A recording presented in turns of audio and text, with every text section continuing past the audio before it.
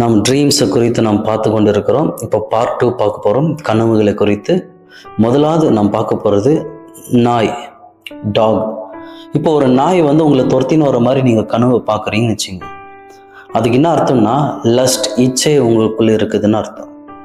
அடுத்து ஒரு நாய் வந்து உங்களை கடிக்க வருது, உங்களை கடிக்குது, அந்த மாதிரி நீங்கள் கனவுங்களை கண்டிங்கன்னா ஆண்டவர் என்ன சொல்ல வர்றாருன்னா, எச்சரிக்கையாக இருங்க, நீங்கள் யாரை நம்பி இருக்கிறீங்களோ அவங்களே முதுகில் குத்த போகிறாங்க.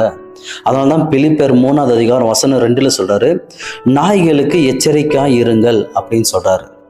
இப்போ நாய் கனவு வந்தால் இதுக்கு தான் அர்த்தம். அடுத்து நான் பார்க்க போகிறது இரத்தப்போக்கு, ப்ளீடிங். இப்போ இரத்தப்போக்கு நீங்கள் பார்க்குறீங்கன்னு வச்சுங்க கனவுங்களில், அதுக்கு என்ன அர்த்தம்னா த ஸ்பிரிட் ஆஃப் டெத், மரணத்தின் ஆவி. இல்லை உங்கள் வாழ்க்கையில் ஒரு பெரிய இழப்பை நீங்கள் சந்திக்க போகிறீங்க, அதுக்கு அர்த்தம். அடுத்து உடைந்த கண்ணாடி, த புரோக்கன் மிரர். இந்த உடைந்த கண்ணாடி போல் நீங்கள் கனவுங்களை பார்க்குறீங்கன்னா உங்களை யாரோ சில விஷயங்களை வந்து உங்களை காட்டி கொடுக்க போகிறாங்க. உங்கள் கூட இருக்கிறவங்க உன்னுடைய எதிரிங்கிட்ட போயிட்டு உன்னை பற்றி ப்ளஸ் மைனஸ் இருக்கிறது அந்த விஷயங்களை போய் சொல்ல போகிறாங்கன்னு அர்த்தம். ஆண்டவர் ஜாக்கிரதையாக இருங்கன்னு சொல்கிறாரு. அடுத்து எக்ஸாமில் ஃபெயில் ஆகிற மாதிரி ஏதோ ஒரு விஷயத்தில் நீங்கள் சொப்பனங்களை அந்த ஃபெயில் ஆகிற மாதிரி நீங்கள் பார்க்குறீங்க அப்படின்னாக்கா ஆண்டவர் உங்களை வந்து சோதிக்கிறாரு. த காட் இஸ் டெஸ்டிங் யூ, கர்த்தர் வந்து ஒன்று சோதிக்கிறாருன்னு அர்த்தம். இன்னொரு அர்த்தம் என்ன சொல்லுவாங்கன்னா, நீங்கள் கனவுங்களை வந்து நீங்கள் எக்ஸாமில் ஃபெயில் ஆகிற மாதிரி இல்லை ரிசல்ட் ஃபெயிலுன்னு வர்ற மாதிரி நீங்கள் கண்டிங்கனாக்கா உங்களுக்கு உபத்திர காலங்கள் தொடங்கிச்சுன்னு அர்த்தம். அடுத்து கனவுகள் தண்ணியில் முழுகிறது. இந்த தண்ணியில் முழுகிறது அப்படின்னு உங்களுக்கு கனவுகள் வந்துச்சுனாக்கா கவலைகள் அப்படின்னு அர்த்தம். அடுத்து என்ன சொல்லுவாங்கனாக்கா, வாழ்க்கையில ஒரு பெரிய தாக்குதல் வரப்போது, ஆண்டவர் எச்சரிக்கை இரு அப்படின்னு சொல்றாருங்க அந்த தண்ணியில் முழுகிறது நீங்க பார்த்தீங்கன்னா. அடுத்து ஏதோ ஒன்று இழந்துட்டு நீங்க தேடுறீங்க கனவுகளை, அது என்ன அர்த்தம்னா அசுத்தாவிங்களும் உங்க வாழ்க்கையில கண்ட்ரோல் பண்ண இருக்கிறான். ஆவியானவர் கிடையாது, சில பிசாசுங்களை வந்து உங்க வாழ்க்கையில கண்ட்ரோல் பண்ணின்னு இருக்கிறான். அடுத்து கனவு இந்த முட்டை அழுவி போயிருக்குது இல்லையா, இந்த ரோட்டன் எக், இந்த முட்டை அழுவி போயிருக்கிற மாதிரி நீங்கள் கனவுகள் கண்டிங்கனாக்கா நீங்கள் உடனே உபவாசம் எடுத்து ஜெபிக்கணும். ஃபாஸ்டிங்கத்தை ஏன் ப்ரேயர் பண்ணணும்னா சிக்காக போகிறீங்க, வியாதி வரப்போகுது உங்களுக்கு, அடுத்து வறுமை வரப்போகுது, எவ்வளோ சம்பாதிச்சாலும் உங்களுக்கு பணம் தங்காது. அடுத்து நம்ம பார்க்க போகிறது, எவ்வளோ நம்மளுக்கு நோய்பட்டு இருந்தாலும் நம்ம ஹாஸ்பிட்டலுக்கு போவோம், அங்கே அவங்க கொடுக்குற அந்த டேப்லெட்ஸ், அவங்க கொடுக்குற அந்த மருந்து எல்லாமே நம்ம சாப்பிடுவோம். ஆனால் அப்போ கூட நம்மளுக்கு சுகம் பெற மாட்டோம். எப்போ பார்த்தாலும் நோய்பட்டே இருப்போம். நைட் நல்லா தான் தூங்கி இருப்பீங்க, காத்தால் எழுந்ததுனுமே கை கால் வலி, தலைவலியெல்லாம் தொடங்கிறோம், வயிற்று வலியெல்லாம் தொடங்கிறோம். ஆனால் மாத்திரை சாப்பிட்டா கூட சுகமாக மாட்டீங்க. இதுக்கு என்ன அர்த்தம்னா மந்திரங்கள் உனக்குள்ள இருக்குது, சில ஸ்பெல்ஸ் உனக்குள்ள இருக்குது ஆண்டவர் சொல்றாரு. அடுத்து வந்து ஏதோ ஒரு நிழல், நீங்க எங்கேயோ கடந்து போறீங்க, உங்க கூடவே யாரும் இருக்கிற மாதிரி, யாரும் உங்க கூட நடந்து வர மாதிரி, நீங்க பெட்ரூம்ல ஒண்டியா இருக்கிறீங்கன்னா உங்க கூட யாரும் படுக்கிற மாதிரி இருக்கும். இந்த மாதிரி எல்லாம் வந்துச்சுனாக்கா இது மந்திரத்தின் ஆவி ஆண்டவர் சொல்றாரு. அடுத்து சில பேர் குடும்பத்துக்குள்ள இந்த மதுபானம், ஆல்கஹால் அதிகமாக குடிப்பாங்க. அவங்க என்ன சொல்லுவாங்க, இனியோட நான் விட்டுறேன், நான் இனிமேல் நான் குடிக்க போறதில்ல அப்படின்னு விட்டுருவாங்க. ஆனால் பணம் மறுபடியும் அவங்களுக்கு கையில் வந்துச்சுனாக்கா இதுக்கு முன்னாடி குடிச்சு இருக்கிறத விட இன்னும் மோசமாக குடிக்க ஆரம்பிச்சிருவாங்க. அவங்களே சொல்லுவாங்க, நான் என்ன பண்ணுறதுன்னு தெரியல, அதை நான் மறந்துடலான்னு நினைக்கிறேன், இதை விட்டுடலான்னு நினைக்கிறேன், ஆனால் என்னால் விட முடியல. அதுக்கு என்ன அர்த்தம்னா சில மந்திரத்தின் ஆவி. அடுத்து துர்நாற்றம், பேட் ஸ்மெல்லு. இப்போ உன்னோட வீட்டுக்குள்ள ஏதோ ஒரு மூலையிலேருந்து ஏதோ ஒரு வாசனை வருது, பொருள் அங்கே எதுவுமே இல்லை, எதுவுமே கெட்டு போகலை, ஆனால் கெட்டு போயிருக்கிற மாதிரி வாசனைகள் வரும். சில பேருக்கு வாசனைகள் வந்து இந்த பூவுங்க, ஆனால் அந்த பூ இருக்காது, ஆனால் வாசனைகள் வந்துனே இருக்கும். அப்புறமா பேட் ஸ்மெல்லு, இந்த யாராவது ஒருத்தர் இறந்துட்டாங்கனாக்கா அந்த பணம், அந்த வாசனை வரும் இல்லையா, அந்த மாதிரி வாசனைகள்லாம் வரும். ஏதாவது செத்துட்டுக்கிற மாதிரி வாசனைகள் வரும். அப்போ நீங்கள் அங்கே போய் தேடுவீங்க, எதுவுமே இருக்காது. அதுக்கு என்ன அர்த்தம்னாக்கா மந்திரங்கள் உனக்குள்ளே இருக்குதுன்னு அர்த்தம். அடுத்து எப்போ பார்த்தாலும் தனிமையில் இருக்கணும்னு ஆசை வரும், தனியாக இருந்தால் நல்லா இருக்கும், யாரு கூடயே வேணாம். அதனால தான் நிறைய குடும்பத்துக்குள்ளே பாருங்க கணவன் மனைவிக்குள்ள பிரச்சனைகள் வரும்.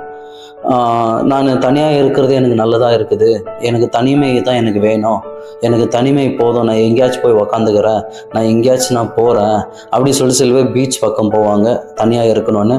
சில பேர் இந்த ஃபாரஸ்ட், இந்த வில்டர்னஸ் அந்த பகுதியில் போய் உக்காருவாங்க. அதுக்கு என்ன அர்த்தம்னாக்கா மந்திரங்கள் அவங்களுக்குள்ள இருக்குதுன்னு அர்த்தம். அடுத்து சில கனவுகள் உனக்கு வருதுன்னு வச்சுங்க, தண்ணி குடிக்கிற மாதிரி. நீங்கள் தண்ணி குடிக்கிற மாதிரி கனவு வந்துச்சுனாக்கா காத்தால் எழுந்தமே உடனே உங்களுக்கு வயிறு வலி வரும். நீங்கள் தண்ணி வாமிட் பண்ணுற மாதிரி வருதுன்னு வச்சுங்க, காத்தாலையில் எழுந்தமே உங்களுக்கு வயிறு வலி வந்துடும். இந்த கனவுகள் இப்படி வந்துச்சுனாக்கா நீங்கள் டாக்டர்கிட்ட போய் கூட நீங்கள் சுகமாக மாட்டீங்க. சில பேர் பாருங்கள், வயிற்று வலிக்காக ஏதாவது அவங்க ஒரு மருந்து எடுக்கிறாங்கன்னு வச்சுங்க, என்னத்தான் மருந்து எடுத்தாலும் அவங்களுக்கு அந்த வயிற்று வலி போகவே போகாது. அதுக்கு என்ன அர்த்தம்னா மந்திரங்கள் உள்ள இருக்குது, அதுக்கு அர்த்தம். அடுத்து ஏதாவது ஒரு விஷயத்துல நீங்க ஈடுபடுவீங்க, ஏதாவது ஒரு விஷயத்துல இருந்து இன்வால்வ் ஆவீங்க. என்னதான் இன்வால்வ் ஆனாலும் அந்த இடத்துல எந்த காரியமே ஆகாது. அந்த காரியங்கள் தள்ளி தள்ளியே போகும், உங்க வாழ்க்கையில டிலே ஆயினே இருக்கும். இதுக்கு என்ன அர்த்தம்னாக்கா மந்திரங்கள் உங்க வாழ்க்கையில இருக்குதுன்னு அர்த்தம். அடுத்து நம்ம பார்க்க போறது, சில பேருக்கு பாருங்க ஏதாவது ஒரு கனவுங்களை பார்க்குவாங்க. திருமணமான சில பேர் கனவு வந்ததுன்னு மறுநாள் அவங்களுக்கு அபார்ட் ஆகிடும், ஆட்டோமேட்டிக்காக அபார்ட் ஆகிடும்.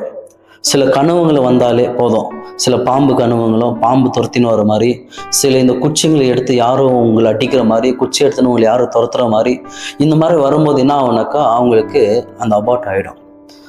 அதுக்கு மறுபடியும் நீங்கள் அதே மாதிரி தண்ணி குடிக்கிற மாதிரி, தண்ணி நீங்கள் துப்புற மாதிரி இதெல்லாம் வந்துச்சுன்னா கூட அது மந்திரத்துக்கு அடையாளம் தேவன் சொல்கிறாரு. அடுத்து நீங்கள் பார்த்தீங்கன்னா பணம், மணி. நீங்கள் பணத்தை பார்க்குறீங்க அப்படின்னாக்கா நிறைய ஆசீர்வாதங்கள் உங்களுக்கு வரப்போகுதுன்னு அர்த்தம். இப்போ பணம் அதிகமாக பார்க்குறீங்கனாக்கா ஒரு கான்ஃபிடென்ட், ஒரு நம்பிக்கை வந்துச்சு. இப்போ எந்தெந்த காரியத்தில் நீங்கள் ஈடுபடுறீங்களோ, ஒரு பணத்தை பார்க்குறீங்கன்னா நீங்கள் கனவுங்களை அந்த காரியமெல்லாம் தேவன் உங்களுக்கு வாய்க்க பண்ணுவார். அடுத்த பணம் அப்படின்னு நீங்கள் பார்க்குறீங்கனாக்கா உங்களுக்கு வல்லமை கிடைச்சிருக்குது, யூ ரிசீவ் த பவர், உங்களுக்கு வல்லமை, ஆண்டவர் அதிகாரத்தை கொடுத்துட்டாரு, இதுக்கு அடையாளம்.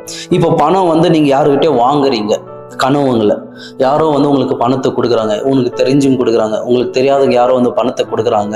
இதுக்கு அர்த்தம் டெஸ்டினி ஹெல்ப்பர், உங்களுக்கு உதவியாளர் ஆண்டவர் ரிலீஸ் பண்ணியிருக்கிறார். மனுஷர் மூலிமா உங்களுக்கு உதவி கிடைக்க போகுது. ஒருவேளை பணத்தை நீங்கள் உங்களுக்கு ரொம்ப நெருக்கமான ஆட்கள்கிட்ட இருந்து நீங்கள் பணம் வாங்குற மாதிரி கனவு வந்துச்சுனாக்கா அடுத்த கட்டத்துக்கு போக போகுது, உங்கள் லைஃப் நெக்ஸ்ட் லெவலில் போக போகுதுன்னு அர்த்தம். அடுத்து அந்த பணம் நீங்கள் யாருக்கும் கொடுக்குறீங்க, பணம் யாருக்கு கொடுக்குறீங்க, அதுக்கு என்ன அர்த்தம்னாக்கா ஃபினான்ஷியல் அட்டாக்கு, பொருளாதாரத்தின் தாக்குதல் அப்படின்னு ஆண்டவர் சொல்கிறாரு. இப்படிப்பட்ட இந்த பணத்தை குறித்து நீங்கள் பார்த்துன்னு இருக்கிறீங்கன்னா அடுத்து காயின்ஸ், சில்லற காசு இல்லையா, அந்த காயின்ஸ் நீங்கள் பார்க்குறீங்கனாக்கா உங்களுக்கு கஷ்டங்கள் வரப்போகுது, நிறைய கஷ்டங்கள் வரப்போகுது. அடுத்து வறுமை, பாவர்ட்டி இதெல்லாம் உங்களுக்கு வரப்போகுது. அதுதான் இந்த கனவுங்களுக்கு அர்த்தம். ஒருவேளை இப்படிப்பட்ட கனவுங்களும் இங்கே நீங்கள் பார்த்து கொண்டு இருக்கிற இந்த வீடியோவில் இந்த காரியம் எனக்கு இருக்குது, இதில் எனக்கு இது ஆப்ரேட் ஆகின்னு இருக்குது, இந்த ஸ்பிரிட்டு இதெல்லாம் எனக்கு இருக்குது அப்படின்னு உங்களுக்குள்ள ஒரு எண்ணங்கள், உங்களுக்கு அந்த தாட் இருக்குதுன்னா பயப்படாதீங்க. இந்த வீடியோவில் மேலே என் நம்பர் வரும், அந்த நம்பருக்கு மெசேஜ் அனுப்புங்க வாட்ஸ்அப்பில். அதுக்கு நான் சொல்யூஷன் கொடுக்குறேன். நீங்கள் என்ன பண்ணால் ஆண்டவர் இதுலேருந்து உங்களை விடுதலை செய்வார் நிச்சயமாக. ஏன்னா கர்த்தர் தான் கனவுகளை கொடுக்கறது.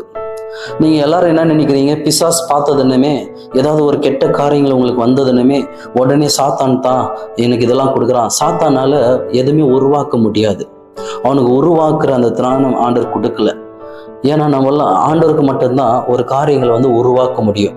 அப்போ கெட்ட கெட்ட கனவுகள் யார் கொடுக்கறது அப்படின்னா நம்ம ஆண்டவராக இயேசு கிறிஸ்து தான் அந்த கனவுகளை கொடுக்குறாரு. அது எதுக்காக கொடுக்குறாரு, சில கெட்ட கனவுகள் எதுக்காக கொடுக்குறாருன்னா நம்மளை சுற்றி இதெல்லாம் ஆப்ரேட் ஆகி இருக்குது, இந்த ஈவில் ஸ்பிரிட்லாம் இருக்குது, நம்மளை சுற்றி இந்த வியாதி நாவி வரப்போகுது, நம்மளை சுற்றி இந்த வறுமை நாவி வரப்போகுது, கஷ்டங்கள் வரப்போகுது, நெருக்கடி வரப்போகுது, இவ்வளோ போராட்டங்கள் வரப்போகுதுன்ட்டு அந்த கனவுகள் மூலிமா தேவன் நம்மோடு பேசுறார். அதனால தானே ஆண்டவர் சொல்லியிருக்கிற ஏற்கனவே வசனத்தில், ஒரு நாளைக்கு நான் ஒரு தடவை இல்லைனா 2 தடவை நான் பேசி கொண்டிருக்கிறேன் சொப்பனங்கள் மூலியமா அப்படின்னு சொல்றாருங்க. உங்களுக்கு கனவுங்கள் பயப்படுறீங்க, கனவு வந்ததுமே உடம்பெல்லாம் வலி எடுக்குது, கனவுங்கள் வந்ததுமே உங்க வாழ்க்கையை நாசனமாகுது, கனவுகள் வந்ததுமே வேலை வாய்ப்பெல்லாம் போகுது, இதெல்லாம் நடக்குதுன்னாக்கா என் நம்பருக்கு கான்டாக்ட் பண்ணுங்க, இல்லை மெசேஜ் அனுப்புங்க. நான் நிச்சயமாக உங்களுக்கு உதவி செய்கிறேன். எனக்கு ஆவியானவர் கொடுத்த சில காரியங்கள் மூலிமா நான் உங்களுக்கு உதவிகள் செய்கிறேங்க, கர்த்தருடைய நாமத்தில்.